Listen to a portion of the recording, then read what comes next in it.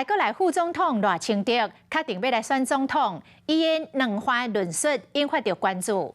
昨赖清德伫个高宽敏的追思会批评国民党的两番政策是精神分裂。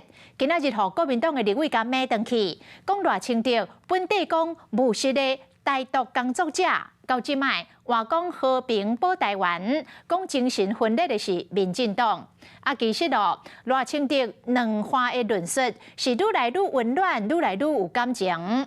伊日前就向中国来发话，讲中国应该爱好好来对待台湾，也若无要安怎来报答着台商伫中国的投资甲建设。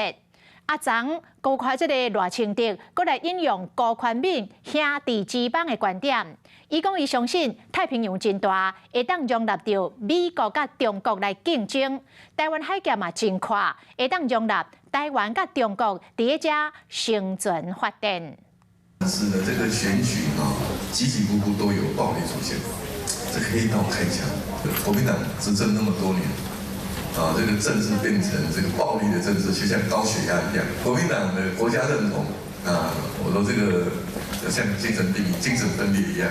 公开考试拿赢的国家认同是精神分裂，正做代表林亚出战2024总统候选前，赖清德火力真强，国民党立委嘛唔愿输。他原本讲说他是务实的台独工作者，然后现在为了要选总统，他又开始在打说和平保台。我觉得真正精神上有问题的，可能是整个民进党从上到下。面对国家认同，那两边是争个正烈。不过赖清德最近的两番论述，敢有较热闹。15号台南信赖自由会成立，致辞时就向对方发声，讲到中国应该对台湾较好咧，若无免抓保温台商伫咧中国的投资建设，时间过无到10天。我相信太平洋有够大。会当容纳美国甲中国竞争，台海嘛有够宽，会当容稳台湾和中国伫咧遮生存发展。引述前总统副主席高宽敏主张的兄弟之邦，强调这才是未来两岸要行的正版方向。国民党说你的台独要单是用意害国面对南洋批评，笑笑无言。